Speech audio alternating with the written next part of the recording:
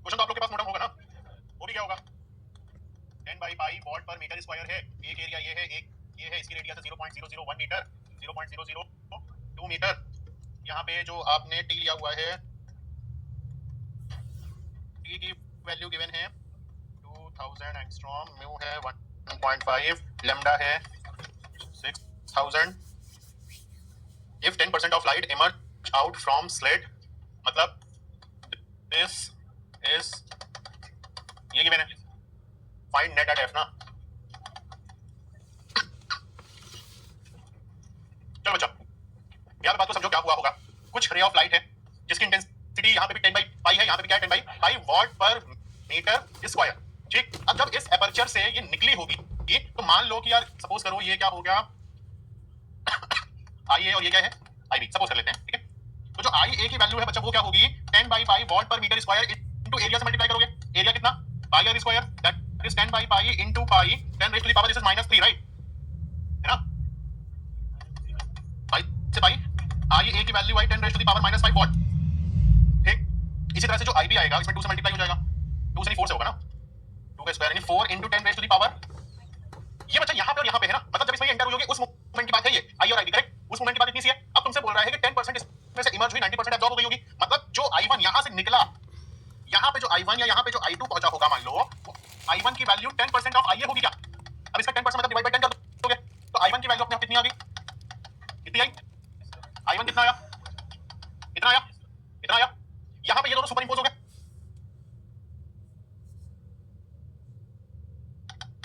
कितनी आई I1 कितना आया, इतना आया, इतना आया। यहाँ पे ये दोनों सुपर इंपोज हो गए, कुछ यहाँ से आया, कुछ यहाँ पे सुपर इंपोज हुए। जब सुपर इंपोज हुए तो जो नेट रिजल्टेंट है वो क्या होता है I1 plus I2 plus 2 under root I1 I2 cos phi होता है क्या, कोई दिक्कत नहीं है। I1 है, I2 है, फाई है, फाई है, फाई क्या 2 पाई बाय लैम्डा इनटू, और x की वैल्यू कितनी बच्चा 10 minus 1, this is 2 pi upon 6000 angstrom into 2000 angstrom into 0.5, 0.5 से ये 2 कैंसिल, इससे ये कैंसिल, तो फाई की वैल्यू कितनी पाई बाई उधर cos फाई है, cos फाई की वैल्यू कितनी हो जाएगा। I1 I2 तो सब है ही ना अपने पास, खत्म कर किसी का सही है, मैंने ये किया है, नियर बाय पहुंच गए हो। ठीक, गुड, खत्म करें।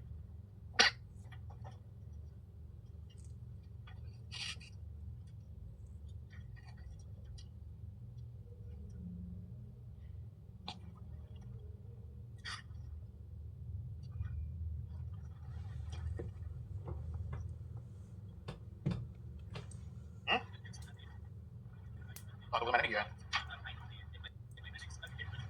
ना, स्लेट से पूरी पूरी थोड़ी ना पास हो जाएगी, राइट बच्चा, कुछ सोचो।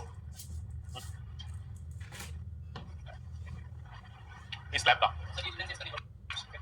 नहीं है, नहीं कंसीडर होगा, डज नॉट मैटर। अगर आपको डेटा नहीं यूज करना होता है, लाइक नहीं दिया है तो डेटा नहीं यूज कर रहे होते हो, ठीक है, तो वहां पे तो हम थिननेस कंसीडर करते हैं ना,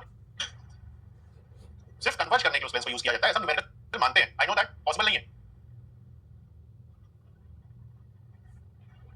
कॉपी हो गया बच्चों,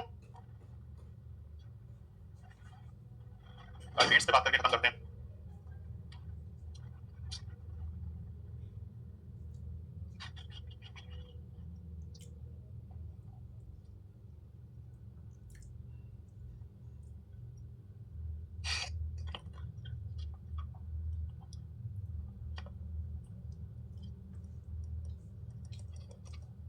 हो गया भाई,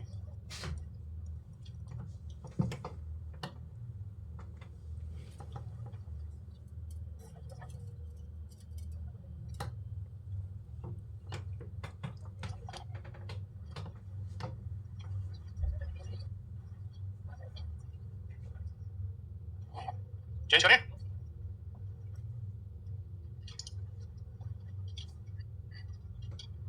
कितना टाइम लोगे भाई,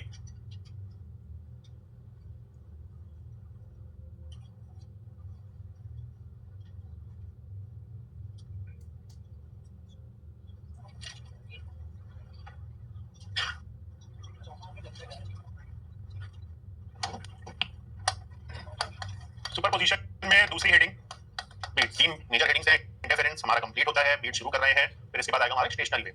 ठीक है, बीट्स क्या है? व्हेन टू वेव्स ऑफ क्या कंडीशन याद होना जरूरी है, तो डेफिनेशन समझने की गलती मत करना, कह रहे चलो ऐसे ही है। When two waves of same amplitude and same speed travel in same direction with nearly equal frequency. This line is very important. With nearly equal frequency superimpose with each other. अब nearly equal frequency का मतलब ये है कि भाई मान लो कि 350 तो दूसरे की 345 हो जाए, 355 हो जाए। ठीक, मतलब जो डिफरेंस है that should be less than or equal to 10 hertz. Beat frequency के लिए मैंडेटरी कंडीशन होती है कि दो वेव्स की फ्रीक्वेंसी का डिफरेंस हर हाल में 10 हर्ट्ज से क्या होना चाहिए, कम होना चाहिए, तो हम बीट फ्रीक्वेंसी के कांसेप्ट यूज करेंगे। 10 हर्ट्ज से ज्यादा है तो वहां बीट प्रोड्यूस नहीं होगी, एक रेगुलर इंटरवल ऑफ टाइम नहीं मिलता, प्रॉब्लम ये आती है। जिस वजह से हम बात करते हैं कि नियरली इक्वल फ्रीक्वेंसी होनी चाहिए, एक दूसरे के साथ सुपर इंपोज करेंगे तो बीट्स का फॉर्मेशन होगा। ठीक, मतलब जो बीट फ्रीक्वेंसी है वो कितनी होनी चाहिए, ठीक है, हमारे लिए इंपॉर्टेंट है। अब मतलब क्या है यार कि ऐसे कोई सपोज कर लो एक कोई ये अपना बेस बैंड सिग्नल है, ठीक है, इसके साथ हमने क्या किया, एक मॉड्यूलेटिंग सिग्नल को ऐड कर दिया। ये मॉड्यूलेटिंग सिग्नल है हमारा। मैंने तुमको एक शायद एग्जांपल दिया भी था, वो रिसीवर एंटीना और ट्रांसमीटर एंटीना वाला, कि अगर हमको किसी दूर दराज में कॉल लगाना है तो जो हम सिग्नल ट्रांसमिट कर रहे होते हैं ना, वो ट्रांसमिटेड सिग्नल कहलाता है बेस बैंड सिग्नल। ठीक है, और ये क्या कहलाता है, modulating signal. Base band signal वो सिग्नल है जो हमारे फोन ने ट्रांसमिट किया जब हमने कोई मैसेज सेंड किया या किसी को कॉल किया, वो बेस बैंड सिग्नल है। मॉड्यूलेटिंग सिग्नल की नीड वहां पड़ती है जहां पे मॉड्यूलेशन या डीमॉड्यूलेशन की जरूरत पड़े, जहां पे आपको फ्रीक्वेंसी को चेंज करने की, एनर्जी को चेंज करने की जरूरत पड़े, और वो जरूरत तब पड़ती है जब वो परमिटेड डिस्टेंस से ज्यादा हो। आप जहां मैसेज भेजना चाह रहे हो उस डेफिनेट फ्रीक्वेंसी से अगर ज्यादा होगा, भाई हम जानते हैं E equal to h nu. अगर आप किसी सर्टेन फ्रीक्वेंसी की वेव को जनरेट कर रहे हैं तो उसी अकॉर्डिंग उसकी एनर्जी भी होगी।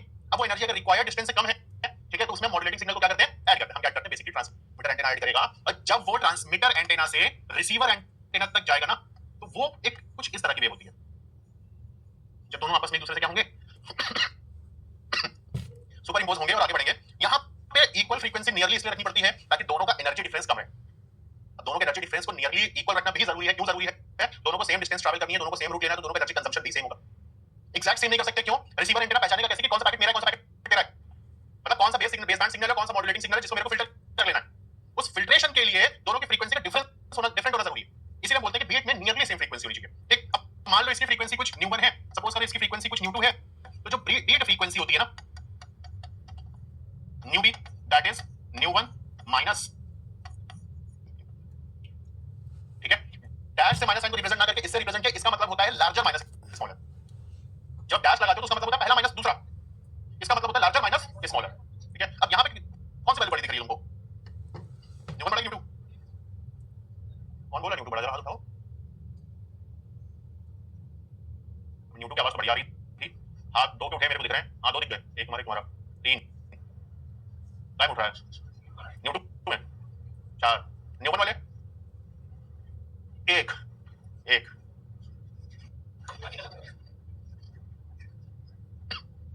यदि बैठ के पूछे ना, हाथ ना उठवाएं तो गूंज जाएगी पूरी क्लास, सबका आंसर आ चुका होता है। शो करने की कॉन्फिडेंस नहीं है भाई। यहाँ पे इसका टाइम पीरियड ये है, यहाँ पे इसका टाइम पीरियड ज्यादा है, इसका ना तो फ्रीक्वेंसी किसकी ज्यादा होगी, यही सोच रहे थे। हाँ तो मैंने कहा बोला था, ये तो बोला कौन है न्यूटन का आंसर आ रहा है, चलो बताओ क्या दिक्कत है। मैंने क्या डरा, मैंने धमकी दी कि कुछ डालेंगे, जिन हाथ उठाया, मतलब कहाँ डरा मैंने क्या बोला ऐसा, तो कितना समझती है, किसको फिर से डर लगता है, मतलब क्या कहें, बहादुर कहें कि बेवकूफ, जिससे डर लगता है उसी को झेलना है। बहादुर कह देते हैं, अच्छा लगेगा सुनने में। मजबूरी किस बात की है यार, तुमको किसी ने फोर्स करना किया, तुम किसी भी लोग, तुमको किसी ने फोर्स नहीं किया, ड्रॉप लो। ये हर किसी के लिए वैलिड नहीं है। एक क्लास में मैक्सिमम बच्चे का, देखो अगर यहाँ 100 बच्चा बैठा है तो उसका मैं मान के चलता हूँ 80% का खुद का डिसीजन होगा ना।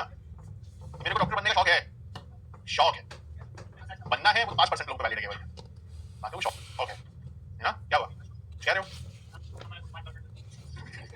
अब ये भी तुम डिसाइड करोगे यार, ऐसे कैसे चलेगा भाई, डेमोक्रेसी के नाजायज फायदा नहीं उठाते हो। अब चलो भैया, दो वेव है, एक दूसरे के साथ सुपर इंपोज हुई, बीट्स का फॉर्मेशन हुआ। अब जब सुपर इंपोज हुई है तो भाई कुछ वेव की फ्रीक्वेंसी डिस्प्लेसमेंट इक्वेशन भी होगी। पहले की मान लो y1 equal to a sin omega 1t, तो कंडीशन के अकॉर्डिंग इक्वेशन, मैंने क्या बोला था, मैंने तो डिटेल में क्यों लिखा था कि इसी कंडीशन के अकॉर्डिंग तो इक्वेशन को बनाओगे। जब मैंने इंटरफेरेंस में इक्वेशन लिखा था तो मैंने लिखा था y equal to a1 sin omega t और y2 equal to a2 sin omega t plus 5 क्या रट के बैठोगे क्या? वहां पे तो कंडीशन के अकॉर्डिंग चलोगे ना कि भाई वहां पे नियरली सेम एम्पलीट्यूड होगा, ठीक है, फ्रीक्वेंसी सेम होनी चाहिए, तो वहां पे ओमेगा ओमेगा दोनों में ले लिए थे, कांस्टेंट फेज डिफरेंस होना चाहिए, तो फाइल लिए थे। यहाँ पे सेम डायरेक्शन में है और एम्पलीट्यूड सेम है, फ्रीक्वेंसी अलग है ना, तो ओमेगा 1 ओमेगा 2 हो जाएगा। अब y2 यहाँ पे क्या हो जाएगा, a sin ओमेगा 2t, इसको ऐसे लिख लें, a sin 2 pi nu 1 into, इसी तरह से y2 को आप क्या लिख सकते हो, a sin 2, सीधे सीधे लिख लो, ओमेगा क्या लिखना है, ठीक। जब दोनों एक दूसरे के साथ सुपर इंपोज हो रही होंगी तो y इक्वल टू क्या हो जाएगा बच्चा, y1 प्लस y2, a को कॉमन ले ले सीधे, मैं बेसिक स्टेप स्किप कर ही सकता हूं, new 1t plus sin 2 pi nu 2 into t कर सकते हो आप, ठीक। अब sin a plus sin b,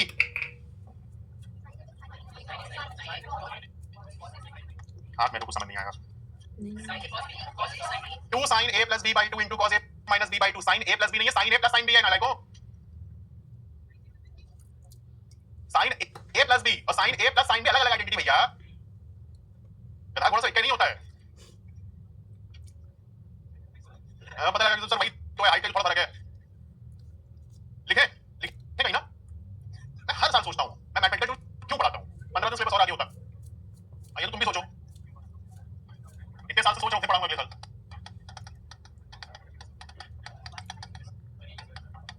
यही है, थैंक यू तुमने क्रॉस चेक किया, शर्म नहीं आती है,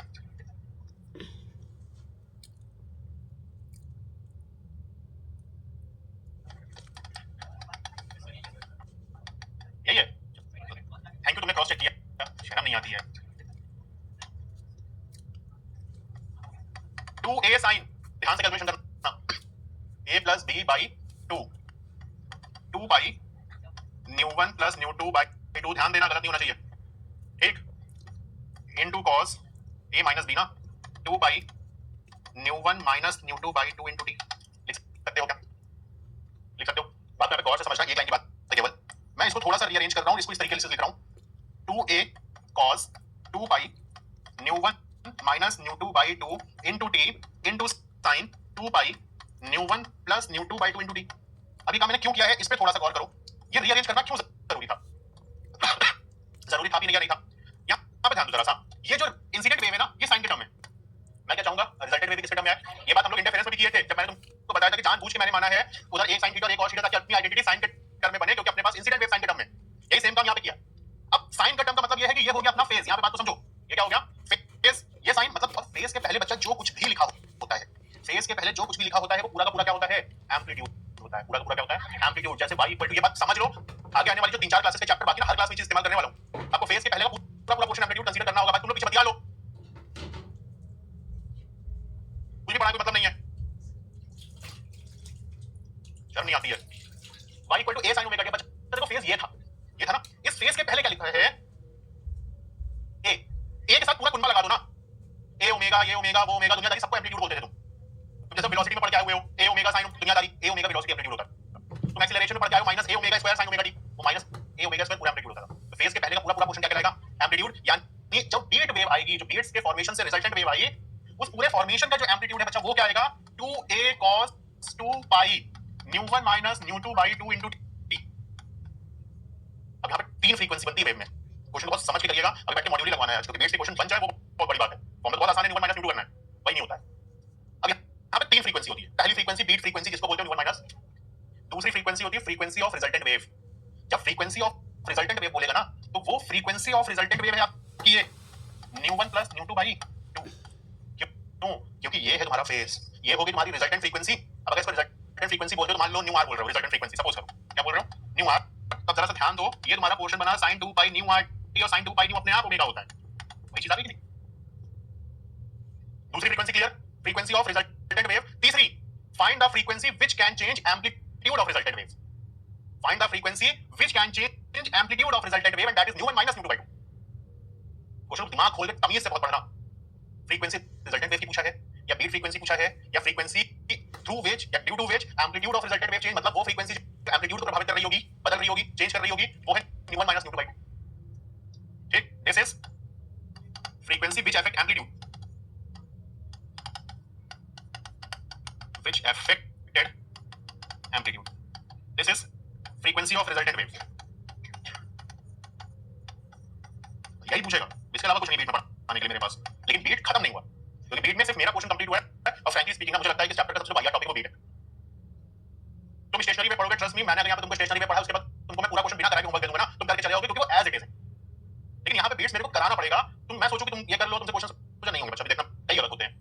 आती हैं बीट्स में। कहां से लिखना है?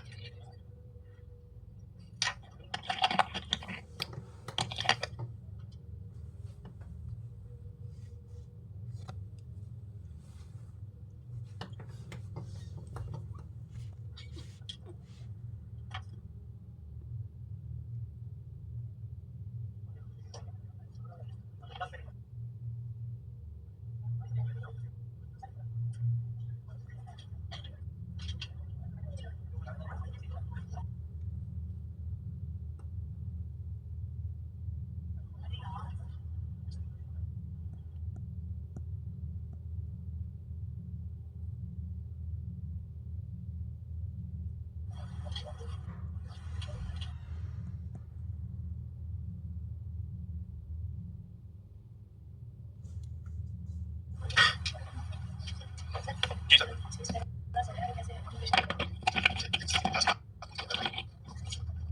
अब इसको लेना देना नहीं है। Receiver and transmitter and frequency fix या तो सर्टेन फ्रीक्वेंसी का प्रोड्यूस करनी है, ठीक है। जैसे एफएम होता है, एफएम क्या है पूरा नाम? Frequency modulation. हर वेव अपनी डिफरेंट फ्रीक्वेंसी है, अगर आपको कम्युनिकेट करना तो सेम फ्रीक्वेंसी ट्यून करना होता है, इसलिए सैटेलाइट से ही होगा। हाँ, तो हमारे पास जो कम्युनिकेशन होता है जियो स्टेशनरी सैटेलाइट्स होते हैं।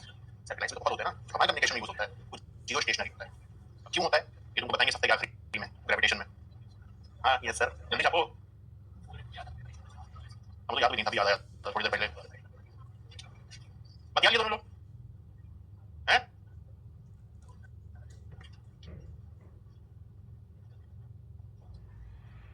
पूरे बच्चे उठा दे। ठीक है बेटा।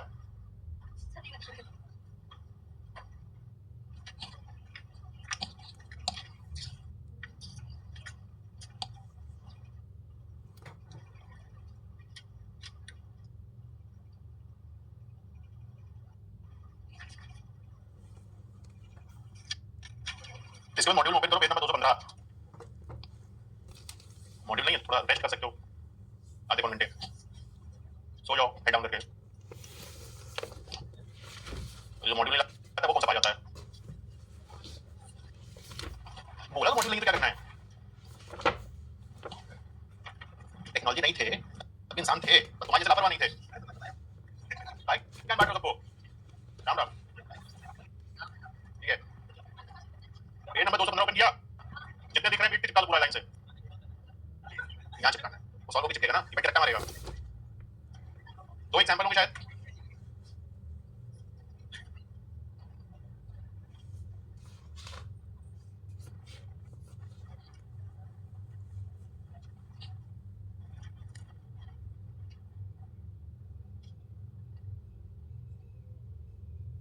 क्या बात हो रही थी उस टाइम? हैं? क्या हो रही है? वही लेने के लिए तो यहाँ एडमिशन लिए हो, है ना?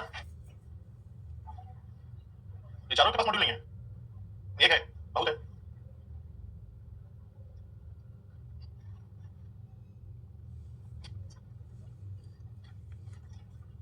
अगर आप कॉपी कर लिए हो, मॉड्यूल पे हो, एग्जाम पेज नंबर 215 पे जो पहला एग्जांपल है उसमें फाइलिंग और वैक्सिंग एप्लीकेशन है। अब फाइलिंग ऑफ ट्यूनिंग फॉर्क या वैक्सिंग ऑफ ट्यूनिंग फॉर्क आप समझते हो। अगर आप फाइल कर दोगे मतलब घिस दोगे तो वेट क्या हो जाएगा? कम। एज अ रिजल्ट फ्रीक्वेंसी क्या होगी? बढ़ जाएगी। फ्रीक्वेंसी क्या होगी? बढ़ जाएगी। वैक्सिंग में क्या होता है? वेट बढ़ जाएगा तो फ्रीक्वेंसी क्या होगी? कम हो जाएगी।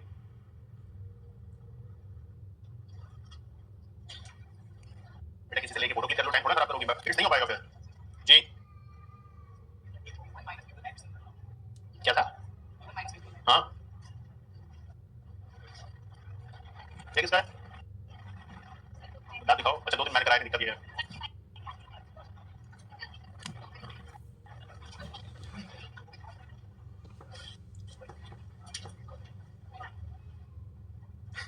ये मॉडल किसका है? वाह, वेट मैनेजमेंट। ये मॉड्यूल किसका है? तुम्हारा? निकाल दिए। अगर तुम दोनों के दांत अब दिखे ना मेरे को तो एक ही ऑप्शन है, या तो सारे अंदर कर लो तो सारे बाहर होंगे।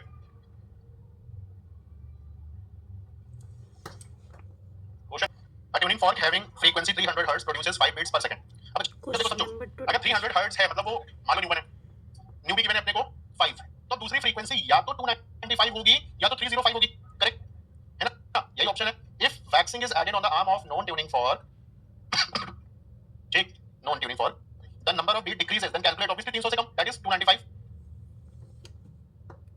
यार एग्जांपल 21 देखो y1 इक्वल टू कंपेयर कर लो बच्चा इसका न्यू 1 न्यू 2 निकाल लो y1 वगैरह निकाल लो बस फॉर्मूले में वैल्यू डालना है केवल आपको ठीक नहीं यार बताइए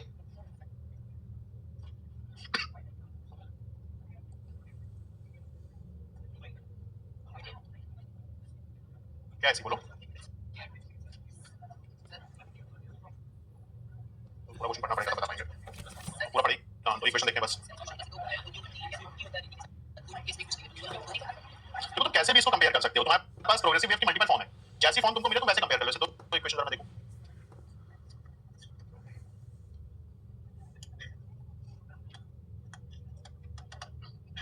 0.3 sin 596 by t minus x by 330 और दूसरी इक्वेशन अपने को गिवन है 0.5 sin 604 by t minus अंदर सेम है x by 330 अब अच्छा देखो अब इसका देखते हैं क्या पूछा क्या नहीं पूछा आपके पास प्रोग्रेसिव वेव की मल्टीपल फॉर्म है मैंने आपको एक पढ़ाया y equal to omega t minus a sin omega t minus kx आप एक ये पढ़े देख रहा हूं फिट नहीं बैठ रही है ठीक चुप भाई साइन के बाद भी लिखा ब्रैकेट के बाहर तो फिट नहीं बैठ रही है एक आप पढ़े y equal to a sin 2 pi by lambda vt minus x ये पढ़े थे अब अगर इसे कंपेयर कर लो y equal to a sin 2 pi by lambda vt कर सकते हो अगर तुमको ये कंफर्टेबल नहीं बैठ रहा है तो small D by capital T ये आसानी से कंफर्टेबल बैठेगा तुमको सिर्फ इतना करना है 330 को बाहर कर देना है सिर्फ तुमको इतना काम करना है जब तुम यहां पे 330 को बाहर कर दोगे ना 0 पॉइंट पैटर्न सीखो क्वेश्चन में जरूरत है नहीं आई डोंट नो मैंने पीटी पढ़ा इसके आगे लेकिन सिर्फ तरीका बता दूं वैल्यू कैसे आराम से निकाल सकते हो आप अगर 330 को बाहर कर लेते हो ना बच्चा तो 596 pi by 330 this is 330 t minus x ये बैठी आराम से देखो कंपेयर करो आपको a1 मिला 0.3 मिला दिक्कत और क्या मिला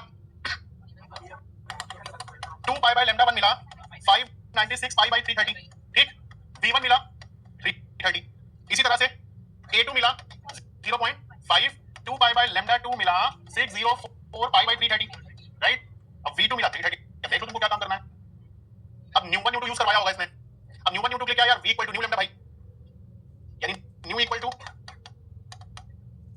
ठीक v1 की वैल्यू 330 लैम्डा 1 क्या हुआ लैम्डा 1 की वैल्यू कितनी है 2 पाई इनटू 330 सॉल्व कर लो पाई से पाई गया 330 से 330 गया इससे ये गया आपका न्यू 1 मिला इस तरह से न्यू 2 निकालो तुम्हारा काम हो जाएगा आंसर सेम है क्या किया है तरीका बताओ हाँ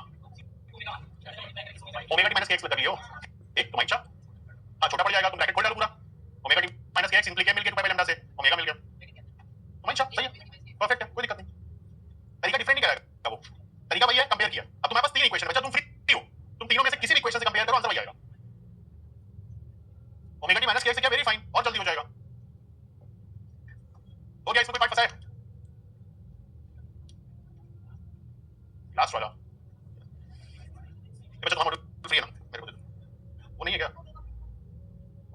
फ्री कहूँगा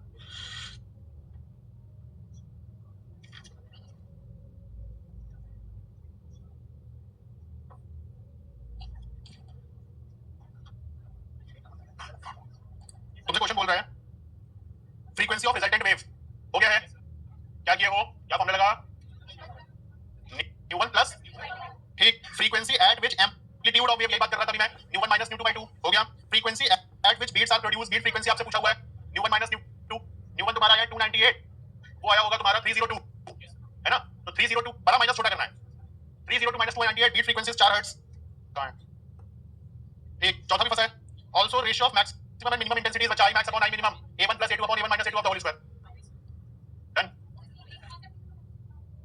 देखें यार अभी इसको तो निकालो हो गया चलो CB8 देख लिया बता देते हैं CB8 के क्वेश्चन नंबर 1 का आंसर पीछे गलत है ठीक है ये PYQ है इसको सॉल्व करवा दो ढंग से अच्छा क्वेश्चन है जिन्होंने नहीं किया CB8 क्वेश्चन नंबर 1 अभी डिस्कस करेंगे पूरा सीबी खत्म करना है ये इसका आंसर 165 हर्ट्ज 165 165 याद है CB8 क्वेश्चन नंबर 1 CB8 बहुत बेनिफिशियल है आपके लिए बेसिक क्वेश्चन होने लगेंगे, सीबी 8 कंप्लीट कर लीजिए।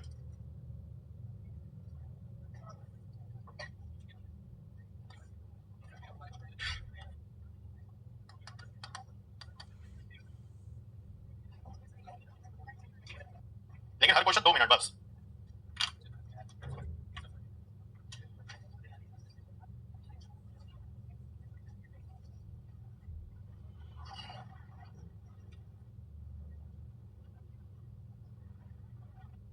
सीबी 8 के पहले का पीछे कितना दिया आंसर?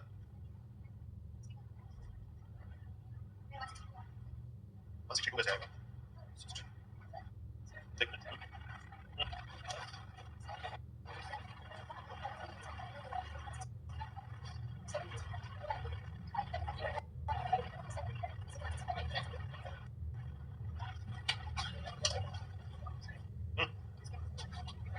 अब यही तो बच्चा बात कर रहे थे कि अगर आप फाइलिंग कर रहे हो तो फ्रीक्वेंसी क्या होती है? बढ़ जाती है। तो बढ़ी फ्रीक्वेंसी कंसीडर होगी, घटी फ्रीक्वेंसी कंसीडर नहीं होगी।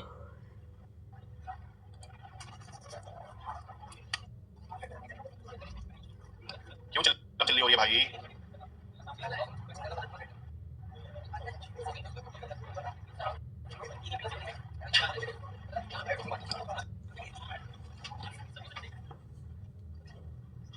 चलो बच्चा सीबी 8 का क्वेश्चन नंबर 1 देखो। A tuning fork having 158 hertz produce 3 beats per second. अब यहां तक की बात करते हैं केवल। एक ट्यूनिंग फॉर्क है जिसकी फ्रीक्वेंसी है 158 हर्ट्ज और बीट फ्रीक्वेंसी है 3 बीट्स पर सेकंड। अब बच्चा वहां दो फ्रीक्वेंसी हो सकती है, एक हो जाएगी 155 और एक हो जाएगी 161, है ना? अब या तो 155 या तो 161, फिर कोई क्वेश्चन दिखाओ। As we file the arm of unknown beats, then newbie becomes 7। अब यहाँ पे बात तो गौर से सुनिएगा, अगर आप उसको फाइल कर रहे हो तो न्यूबी कितना हो जा रहा है? 7 हो जा रहा है। मतलब इन दैट सिचुएशन यहाँ पे जो न्यू2 की वैल्यू ये दो आई है, यहाँ से न्यू2 की वैल्यू 7 है ना, 7 1 यानी 151 एंड 165। अब यहाँ पे समझो, अगर आपने फाइलिंग किया हुआ है तो फ्रीक्वेंसी क्या हो जानी चाहिए? इंक्रीज हो जानी चाहिए। अब समझो यहाँ पे अगर आप 155 को इंक्रीज कर रहे हो तो 165 पहुंचा जा सकता है, पहुंचा जा सकता है। लेकिन क्या फाइलिंग के बाद 151 पहुंचा जा सकता है? क्या नहीं पहुंचा जा सकता। इसी तरह से 161 को देखो, फाइल कर दिए हो तो अगेन 165 पहुंचा जा सकता है, लेकिन क्या 151 पहुंचा जा सकता है? क्या अल्टीमेटली आंसर क्या होगा? जो पीछे आपको 155 और 161 है ना, वो हाफ आंसर, मतलब इनकम्प्लीट है। वो फाइलिंग के बाद का केस इंक्लूडेड नहीं है उसमें। वैक्सिंग और फाइलिंग का इतना ही इस्तेमाल है, जब भी आप बीट फ्रीक्वेंसी के बाद दूसरी फ्रीक्वेंसी निकालोगे तो हमेशा दो आएगी, एक कम आएगी और एक ज्यादा। वैक्सिंग और फाइलिंग आपको ये डिसाइड करने में हेल्प करेगा कि आपको कौन सी फ्रीक्वेंसी कंसीडर करना है। क्या? हाँ, तो कंडीशन बदल गई ना। अब आपसे बोल रहा फाइल कर दिया तब कितनी होगी? तो या तो 151 हो सकती है, तो 165 हो सकती है। यार 158 है, 7 लगा ले, क्वेश्चन तो पढ़ ले यार। दूसरा करो, अगेन 2 मिनट, 2 मिनट बहुत बीट्स लेते हैं, हुआ तो हुआ, नहीं हुआ तो नहीं होगा। इसमें टाइम नहीं जाना है। फाइलिंग के बाद फ्रीक्वेंसी बढ़ती घटती है? बढ़ती है। फाइलिंग के बाद 155 से 151 पे जा पाओगे? 161 से 151 पे जा पाओगे? तो कहां जा पाओगे?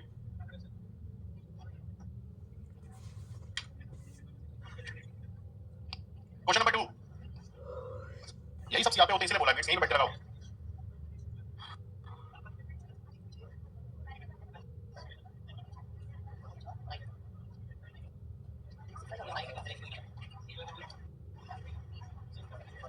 चलो करो, चेक करो। दूसरा क्वेश्चन तो आसान है, फॉर्मूला पुटिंग है।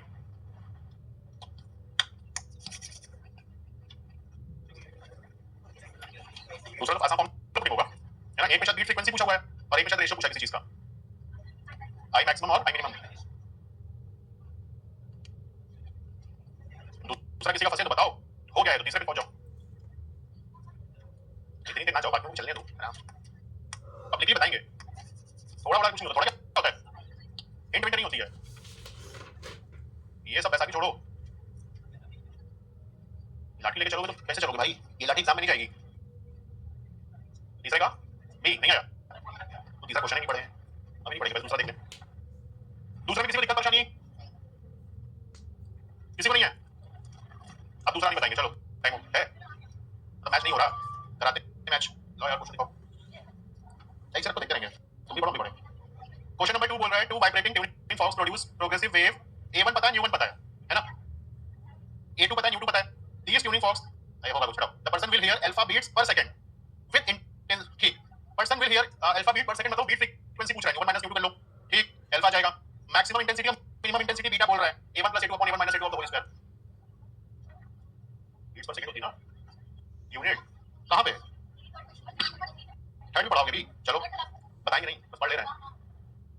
To tuning fork having frequency 320 334 produces beats, तो 4 बीट है, determine beat time period, student question था, कोई पूछेगा नहीं, minimum time interval in which maximum intensity become minimum, ठीक, number of beats per 3 second, मतलब 3 सेकंड कितनी, हां हो गया, हां बस बता कौन रहा था, अभी तो बोला करने को, 2 मिनट बाद बताऊंगा, 2 मिनट बहुत बच्चा बीट्स के क्वेश्चन पे, 2 मिनट ज्यादा बोल रहा हूं मैं, बीट्स में तो पढ़ के डिसाइड हो जाता है होगा कि नहीं होगा,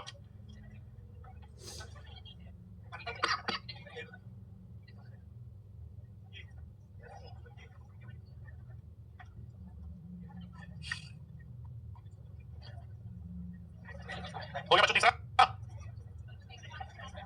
कितनी कितनी फ्रीक्वेंसी है, 320 है और 320 थी, बीट फ्रीक्वेंसी आई होगी, बीट फ्रीक्वेंसी पूछा 4, टाइम पीरियड पूछा है 1/4, पहले का आंसर 1 बाई, दूसरा पार्ट क्या है 1/8, दूसरे का टाइम पीरियड का आधा, चलो देखते हैं, अरे रुक जा यार, देखो बच्चा, क्वेश्चन नंबर 3 है, न्यू 1 पता है आपको 320, न्यू 2 पता है 324, है ना, आप क्या करते हो, लार्जर माइनस स्मॉलर करते हो, आपको बीट फ्रीक्वेंसी मिलती है बच्चा, अब जब आपको बीट फ्रीक्वेंसी मिल गई है, डिटरमाइन बीट टाइम पीरियड, यार बीट टाइम पीरियड का मतलब क्या है भाई, 1 बाई बीट फ्रीक्वेंसी, है ना, मिल गया, चलो अब आपसे बोल रहा है minimum time interval in which maximum intensity become minimum, half होता है, नोट पे करके लिख लीजिएगा, मैक्सिमम से मिनिमम इंटेंसिटी होने का जो टाइम इंटरवल होता है, टाइम पीरियड का हाफ होता है, बीट्स में ही यार, जनरल नहीं है, इसका आंसर होगा TB/2, अब जो भी आपका TB आया होगा डिवाइड बाय क्या होगा 2, ठीक, तीसरे पार्ट पे आओ, मैक्सिमम से मिनिमम बोले चाहे मिनिमम से मैक्सिमम बोले, दोनों में TB/2 होता है, ठीक है, सिनेरियो कुछ ऐसा है ना बच्चा, ऐसे समझो ना, सिनेरियो कुछ ऐसा है, ये है, ठीक है, तो ये पूरा एक टाइम पीरियड हुआ, जब यहां आके मिल गई, ये एक टाइम पीरियड हुआ ना, तो मैक्सिमम यहां से यहां तक पहुंचने में कितना लगेगा भाई, TB/2 लगेगा, इसी तरह मिनिमम से मैक्सिमम पहुंचने में कितना लगेगा, TB/2 लगेगा, TB/2, ठीक, तीसरे पार्ट पे आओ, number of beats per 3 second, क्या ये क्यों पूछते हैं ऐसे क्वेश्चन, इसमें तुम ये भी गलत कर सकते हो, भाई बीट फ्रीक्वेंसी क्या होता है, भाई बीट फ्रीक्वेंसी को तुम ये भी डिफाइन करते हो, number of beats per second is known as beat frequency, अब तुमको नहीं पता तो पिछले क्वेश्चन में यूनिट लिखे भाई बीट्स पर सेकंड, 1 सेकंड में 4 बीट है, 3 सेकंड में 12 बीट होगी यार, ओके, इसमें क्या था 4, पहले मैं बोला था, पहला क्वेश्चन अच्छा था, चौथा अच्छा है, अच्छा मतलब कुछ सीखने को मिलेगा, दैट इज अच्छा, जैसे दूसरे क्वेश्चन में कुछ गेन नहीं हुआ था कॉन्फिडेंस के अलावा, क्वेश्चन नंबर 4 पर ढंग से करिए, थोड़ा 2-4 मिनट लीजिए, गिवन डेटा को आराम से लिखो, कोशिश करो इक्वेशन बन जाए तो मतलब काम हो जाएगा,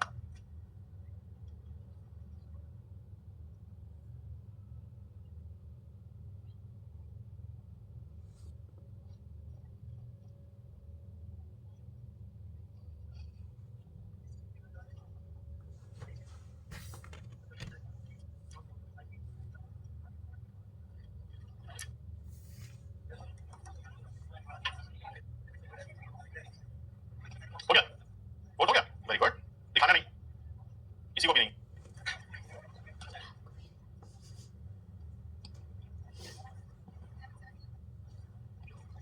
फोर्थ क्वेश्चन इजी है लेकिन लैंग्वेज प्रॉमिसिंग है, अगर आप उस बात को समझ पा रहे हो तो फोर्थ आपसे हो जाएगा,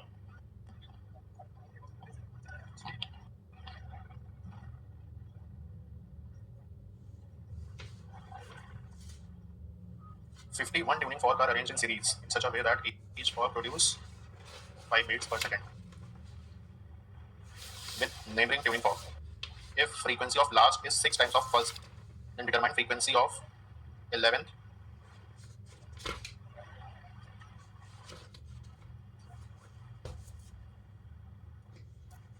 Plus 5 Newton. फ्रीक्वेंसी 11 की पूछा ना पहले, तो शुरू में कितनी है 5 beats per second, मतलब 5 Newton इक्वल टू 250 न्यूटन 50 है क्या, हाँ ठीक 50, हाँ बच्चा सबको बताएंगे लेकिन पहले कुछ करो, प्लस 11 तो देखो क्या 50, हाँ ठीक 17 का आएगा 16 80 प्लस 50 ठीक 27 का आएगा 50 प्लस 26 इंटू 5 जो भी है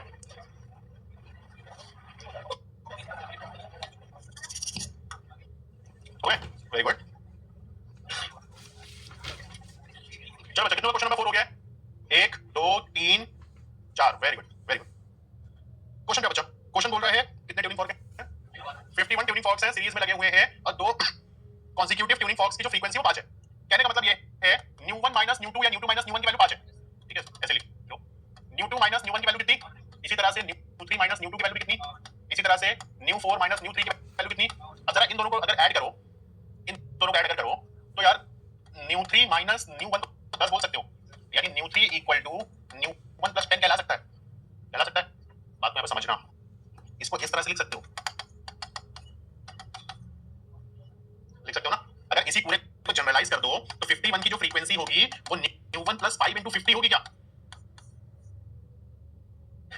न्यू1 तुम ले लियो इसके बाद कितनी बची 50 जैसे 3 में देखो ना तुम न्यू1 ले लियो कितनी बची न्यू2 न्यू3 5 इंटू 2 बची ना इसी तरह से अब इसके साथ तुम इसको ऐड करते ना तो तुमको पता है इक्वेशन क्या मिलती न्यू4 इक्वल टू न्यू3 प्लस 15 यानी 5 इंटू 3 ये बोल सकते हो।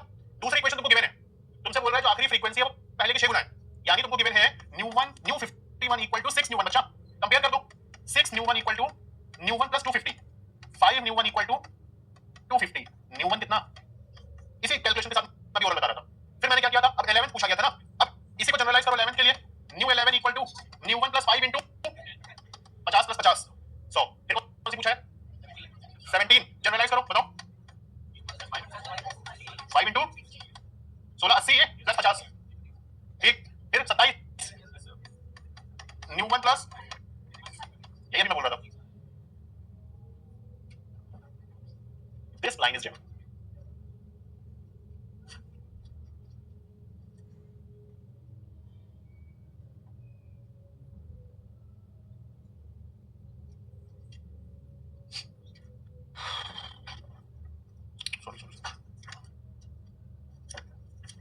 नीट के पीवाईक्यू कुछ नीट के मेरे को तो चाहिए एक्सरसाइज 4 क्वेश्चन में मार्क कर दे रहा हूं क्वेश्चन नंबर 2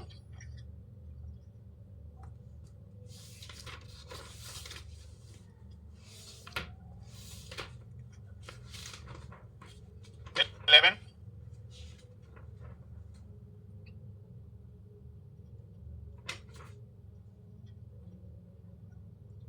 16 ये 3 क्वेश्चन मिले ये बीट का नहीं रेजोनेंस ट्यूब का क्वेश्चन है बच्चा 3 क्वेश्चन है खत्म कर लेना और तुमको कंफर्मेशन चाहिए बीट्स पे एक्सरसाइज 1 में भी बीट्स के क्वेश्चन है